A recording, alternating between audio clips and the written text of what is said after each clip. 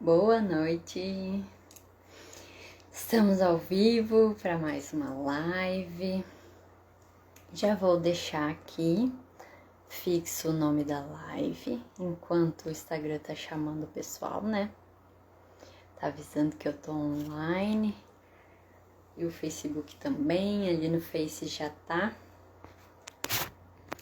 O nosso tema da live de hoje: a comunicação virou uma batalha? O que fazer? Oi, Milena, muito prazer em ter você aqui. José Paulo, obrigada por estarem aqui comigo. Luzelane, obrigada por estar aqui. Então, eu sou Manuela Uber, sou psicóloga, faço atendimento infantil e orientação de pais. Por quê? Porque durante esses 10 anos, já que eu sou formada, eu ouvi muitas pessoas falando sobre a sua infância e dessa necessidade de se curarem da sua infância, né? Existem até alguns posts, alguns textos sobre isso. E eu comecei a pensar que ninguém deveria se curar da sua infância, né? Nós já deveríamos crescer de uma maneira saudável emocionalmente falando, né? Que é a minha parte. E por isso eu decidi focar o meu trabalho no atendimento infantil e na orientação de pais. E hoje, por que nós vamos falar sobre isso? Porque é algo que chega muito ao consultório e aqui também no Instagram é uma demanda muito grande dos pais que dizem que não aguentam mais, que não sabem mais o que fazer, que a comunicação tá muito difícil, né? Não só pais de adolescente, que a gente acha que isso acontece só lá na adolescência, né? Que a comunicação realmente fica um pouco mais difícil, mas desde a infância. Desde a infância tem muitos pais com dificuldades na questão da comunicação com os filhos, né? E me dizem muito que tá insuportável, que não aguenta falar 1000 vezes a mesma coisa, até quando, Até quando eu preciso mandar, por que a criança não faz algumas coisas sozinha. E por isso eu decidi falar desse assunto hoje. Então, se você também que tá aí, comigo, sabe de alguém que deveria estar aqui com a gente, já aproveita e convida a pessoa para estar aqui. Ou também depois manda essa live para a pessoa assistir, porque eu decidi trazer algumas... Suelen, seja muito bem-vinda. Alguns 2 pontos importantes para a gente refletir sobre a comunicação com os filhos e algumas dicas muito importantes de como melhorar essa comunicação. Então, vou tomar uma aguinha.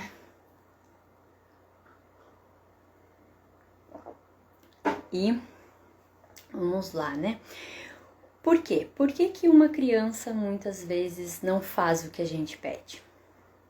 Ela é teimosa? Ela tem algum problema? Hoje em dia se fala no TOD, que é o transtorno opositor desafiador, Ela é uma criança desafiante? Opositora, Das duas maneiras se chama. É uma criança mal educada? Será que eu não soube educar o meu filho? Por que ele é assim? E nessas perguntas a gente vai vendo algumas questões que já são interessantes pensar, que são as questões dos rótulos, que eu falo bastante aqui na página, mas que hoje não é o foco, Algo que primeiro nós precisamos pensar é sobre o desenvolvimento, É sempre o importante a gente entender o porquê que a criança se comporta daquela maneira para saber o que nós podemos exigir dela. Quando uma criança nasce, ela nasce totalmente dependente e ela não tem noção de que o seio que é colocado na boca dela, o seio da mãe, não faz parte dela. Não tem noção que ela tem mãos, pés, tanto que a criança vai descobrindo, Vocês devem lembrar, Quem tem criança, como é quando a criança descobre, quando ela descobre as mãos, os pés, Ela fica colocando o tempo todo na boca. Quando também ela começa a descobrir o peito da mãe como sendo da mãe, né? Ela algumas vezes morde, faz alguns comportamentos assim, inclusive para ver a reação do outro. Então a criança nasce inclusive sem essa concepção do que é ela e o que é o outro, né? A concepção de si mesmo, né? É uma questão cognitiva, é o cérebro que ainda não tem esse desenvolvimento. Ainda não aprendeu isso, né? Que a criança vai ir aprendendo. E ela também passa, nesses primeiros anos de vida, por uma fase que a gente chama de egocentrismo. É uma fase do desenvolvimento, né? Faz parte, toda criança tem. E pode durar dos 2 aos 7 anos. E o que é o egocentrismo? O egocentrismo é essa concepção do mundo a partir de si. Então, aquilo que a gente fala às vezes até para criança, né? Você acha que o mundo gira ao seu redor? Sim, ela acha. Crianças acham realmente isso, acham de fato isso. E nós precisamos concordar que nós reforçamos isso, mas de uma maneira necessária. A criança, quando nasce, precisa que o nosso mundo gire em torno dela. Ela precisa ser alimentada, ela precisa ser cuidada, né? Dar banho, trocar fralda, tudo ela precisa que o outro faça por ela. Então o nosso mundo, o mundo da mãe, do pai, de quem cuida de uma criança, acaba ficando em torno da criança. E quando a gente vai visitar pessoas com bebê, ou quando a gente está num lugar com uma criança pequena, às vezes a gente não consegue nem conversar, porque a atenção nossa fica focada na criança. Então, existe um movimento que é instintivo, que é interno, de que o foco é a criança, porque ela necessita da nossa atenção. Então, a gente, meio sem querer e algumas vezes por necessidade, acaba reforçando isso, de que a criança é o foco, a criança é o centro das atenções, não é mesmo?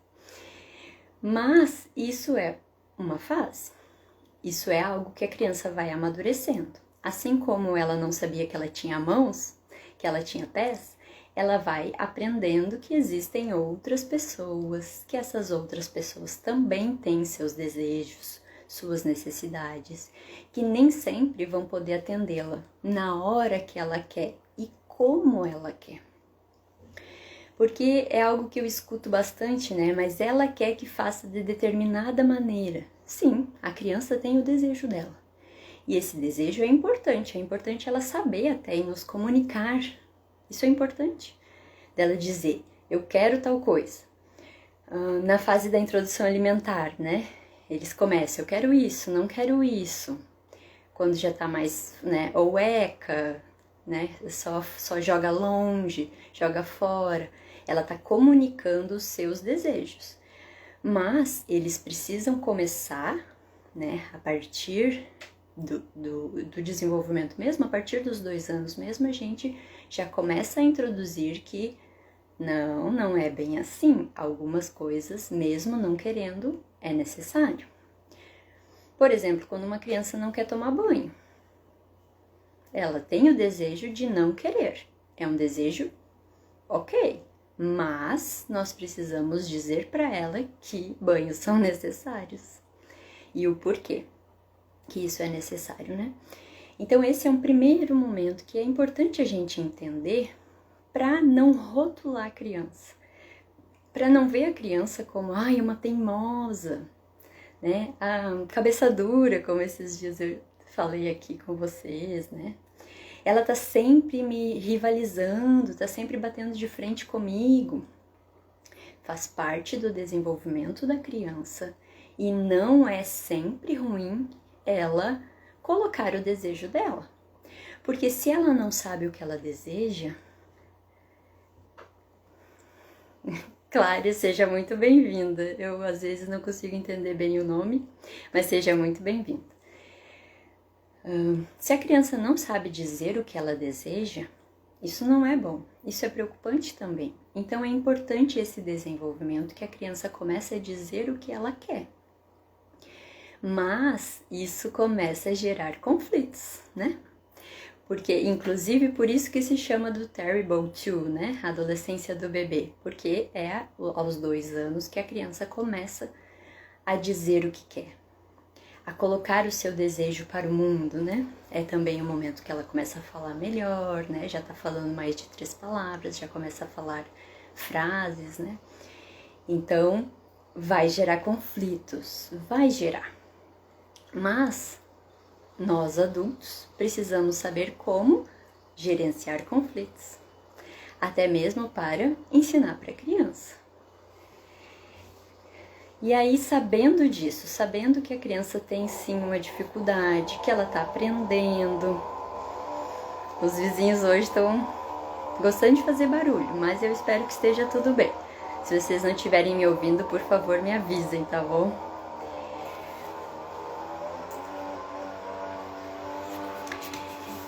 E é importante a gente saber, então, sobre essa maturação. É uma maturação cognitiva mesmo, né? Thaís, seja muito bem-vinda. É importante a gente saber dessa maturação para nós cuidarmos com os rótulos, porque no momento em que a gente vê a criança como teimosa, por que esse rótulo é ruim? Porque a gente começa num embate com a criança, a gente quer fazer com que ela nos obedeça e ela começa também num posicionamento de que ela quer que os seus desejos sejam cumpridos, sejam respeitados. Então fica esse embate. E aí a comunicação começa a ter sérios problemas, né? E se tornar muitas vezes insuportável. Eu recebo muitas mães, né? É mais mães, né? Mas alguns pais também que falam que tem uma dificuldade muito grande de conversar com seus filhos, porque são 2 pessoas batendo boca. Não sei se isso já aconteceu aí na casa de vocês, né? Na minha já aconteceu. Né? E o que fazer, né? O que fazer para isso ser diferente? Então, primeiro entender que faz parte do desenvolvimento e que a gente precisa ensinar que as coisas não são como a criança deseja. Isso é difícil. Eu vejo que muitos pais sofrem com o sofrimento da criança porque isso gera um sofrimento, né?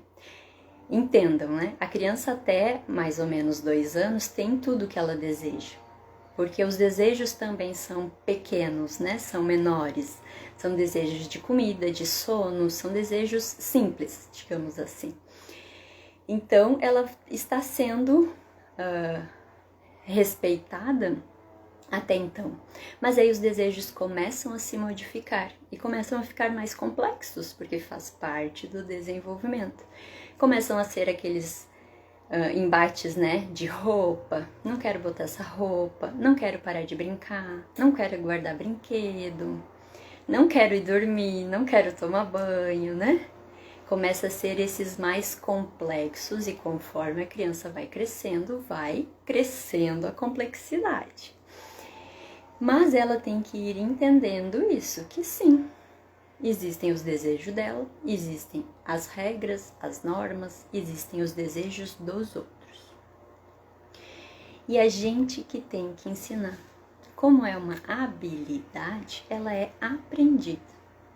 É diferente da percepção do corpo, que já está lá dentro do nosso cérebro, a gente só vai desenvolvendo.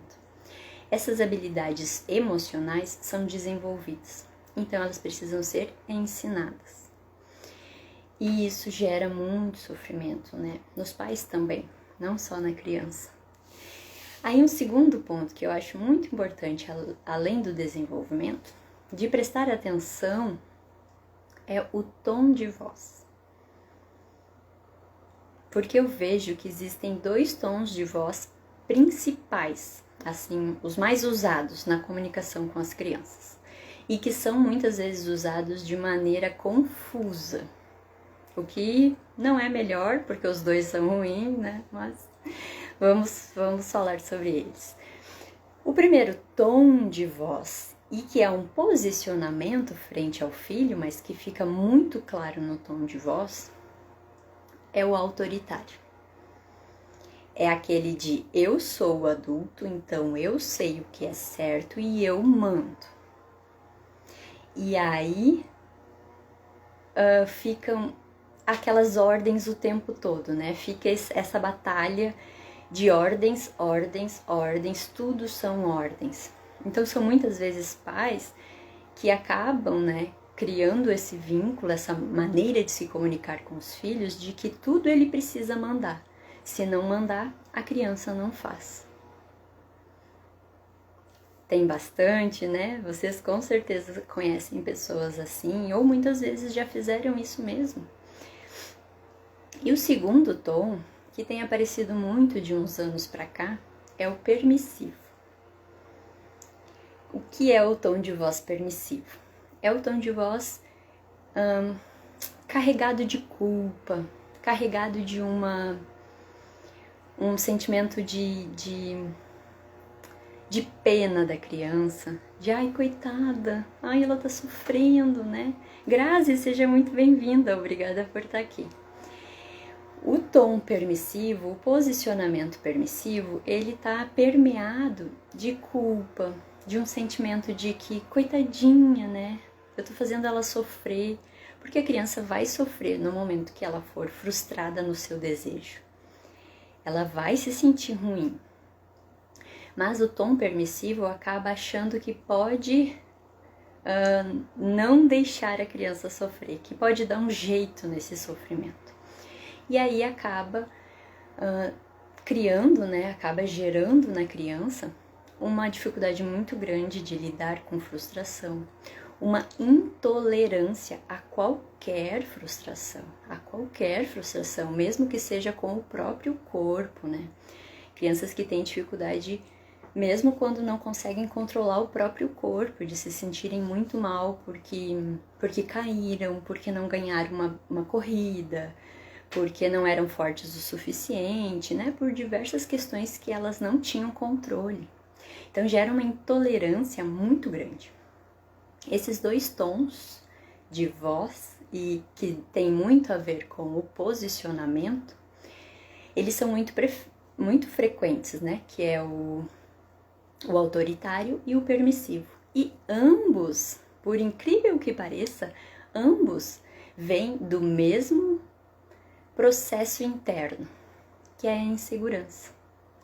A insegurança de muitos pais acaba gerando tanto o autoritário quanto o permissivo.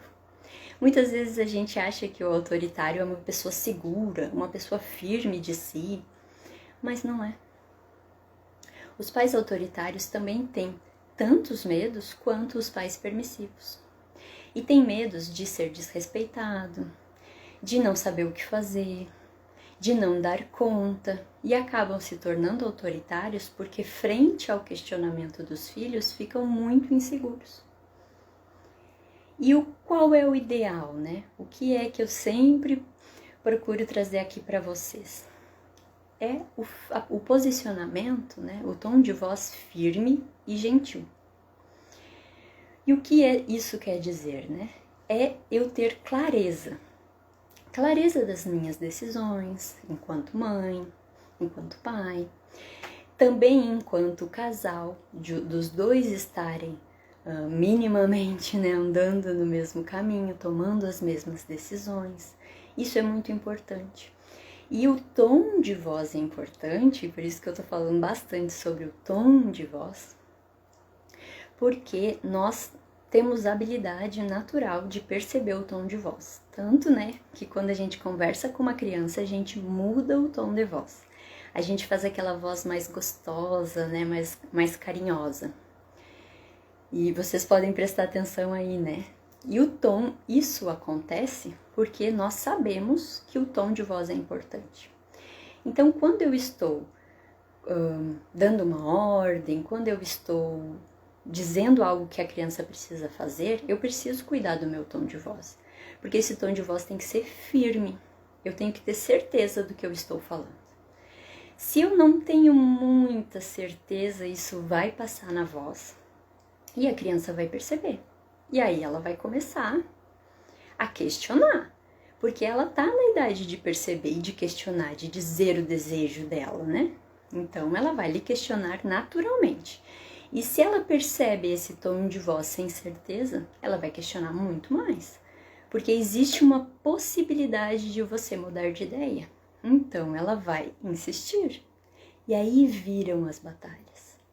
Eu percebo que aí vira uma bola de neve e que muitas vezes os pais se perdem e não sabem mais como voltar atrás. Como, né, chega, vamos fazer diferentes a partir de agora.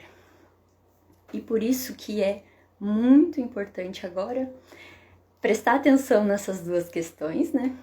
De o seu tom de voz e o desenvolvimento infantil mesmo, de prestar atenção, né, em que momento que a criança tá, se ela tá colocando o desejo dela ou se ela tá questionando além já, né?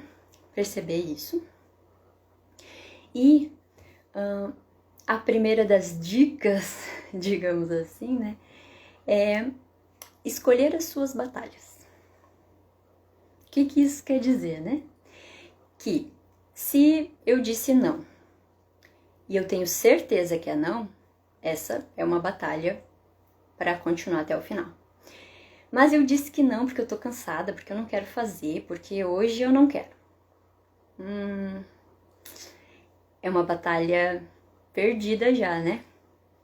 Porque já não começou muito bem. Você já não tem certeza. Amanhã vai ser diferente.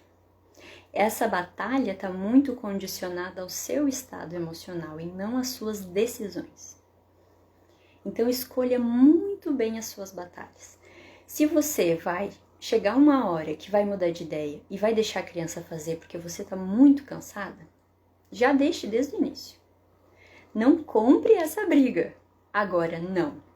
Isso é uma coisa muito importante que não pode, né? É algo intransponível. Não vou deixar o meu filho fazer isso. Ou a criança brigou e não tá querendo pedir desculpa pro amigo, né? Não tá querendo ir lá a consertar a situação, né? Ou pegou algo de alguém e não quer devolver. Não, isso é uma batalha importante, isso tem relação direta com o caráter, com ensinar para a criança o que é certo e o que é errado. Então, não, essa é uma batalha importante para mim, mãe, pai. Essa batalha eu vou comprar, né? Eu vou entrar nessa batalha.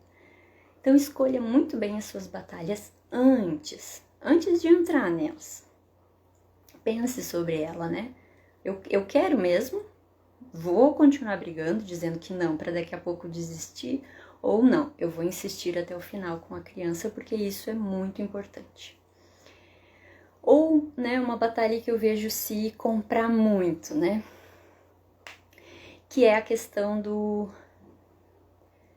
das roupas, né? Da escolha de roupas. Ah, mas tá frio e ela quer sair de vestido. Existe algo que nós chamamos de consequência lógica. Você conversa com a criança, faz a criança tentar entender que é inverno, que não dá para sair de vestido. Não deu, você leva o casaco junto. E ela vai perceber que tá frio. É a consequência lógica. Ah, daí eu vou dizer para ela, viu? Eu te avisei que tava frio.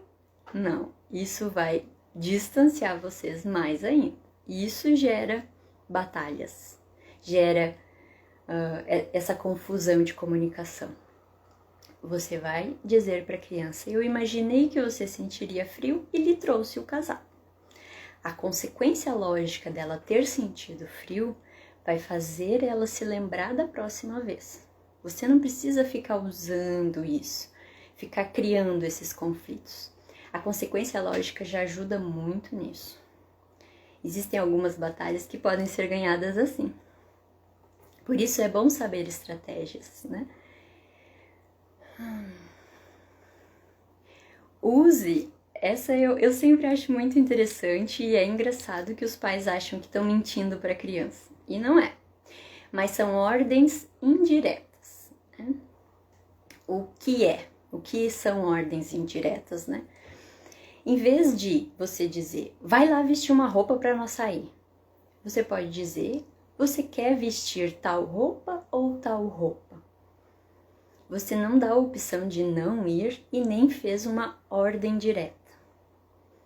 Você fez uma ordem indireta. A criança não tem uma escolha de não ir. Ela tem a escolha de escolher uma das duas roupas. Para vocês irem para passear, para sair, né? Ou para ir para a escola, o que for. Outra que eu me lembrei falando dessa é exatamente essa questão da escolha. Algumas vezes se colocam situações como escolha e elas não são escolhas. Tipo, vamos tomar banho, vamos comer, não está em xeque essa escolha, né? A criança não pode dizer que não. Não vou comer. Mas quando eu pergunto, vamos comer, eu dou essa opção. Quando eu pergunto, vamos tomar banho, eu dou essa opção. Então, a gente deve fazer perguntas que não estejam relacionadas a essa opção do não ir. Como assim, né? Você quer comer macarrão com feijão ou arroz com feijão? Ela vai vir comer. Ela pode escolher o que ela vai comer. Ou você quer dar banho no Homem-Aranha ou no dinossauro? Ela vai vir pro banho, mas ela pode escolher o brinquedo que vem junto. Isso é muito importante, esses dois tipos, né, de estratégias, elas são muito importantes porque elas ajudam na autonomia, ajudam a criança a desenvolver esse processo de escolha, né? Ela pode escolher. Isso também ajuda porque dá essa sensação, dá o direito da criança de escolher. Só ela não pode escolher fazer o que não é para fazer, tipo não tomar banho. Isso ela não vai escolher. Mas ela pode escolher que brinquedo vai pro banho com ela pode escolher que roupa ela vai usar, ela pode escolher o que ela vai comer, né?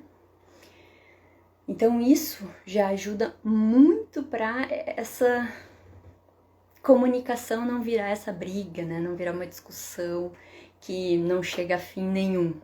Porque a criança fica dizendo que não quer e você fica dizendo que tem que, né? Ela não vai escolher o contrário, né? Nós não vemos nunca uma criança dizer, mas eu não vou tomar banho. Porque isso não passou na cabeça dela, né? Isso não foi perguntado. Você perguntou se ela quer levar o Homem-Aranha ou o dinossauro pro banho. E é isso, né? Então ela vai se interter, ela vai colocar o foco dela nisso. Outra questão que eu falo bastante aqui, né, é a questão da rotina. Por que a rotina é tão importante? Porque a rotina mostra para a criança que depois tem outra coisa. Ou que, por exemplo, né, mas ela está entretida brincando, mas depois ela vai poder voltar a brincar. Ou depois vão ir passear, vão ir fazer outra coisa que ela provavelmente gosta, né? Só que ela não sabe. Se a gente não tem a rotina, se a gente não tem explicado, se a gente não tem até mesmo dito para a criança, ela não sabe. E aí ela entra num processo de que ela não vai mais poder brincar. Algumas crianças até dizem, né? Mas daí eu nunca mais vou poder brincar. Ou só amanhã, que para uma criança pequena é muito tempo. Então é muito importante a gente explicar a rotina, né? De que passa rápido, a gente dorme e amanhã já acorda para brincar, né? Que ela pode ficar tranquila. Isso ajuda muito a criança a ficar tranquila e ser mais cooperativa. Mas se mesmo assim, né, não deu certo, a criança continua ou ela já tá maior, né? Já é 5, 6, 7, 8 anos e ela continua discutindo com você.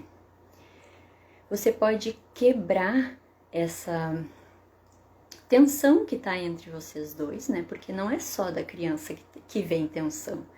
Vem também da mãe e do pai, né? O adulto também já não está mais aguentando. Você pode quebrar essa tensão e fazer um favor até mesmo para você, dizendo para a criança, eu te amo, eu te entendo. Eu também me sinto assim, frustrado, irritado.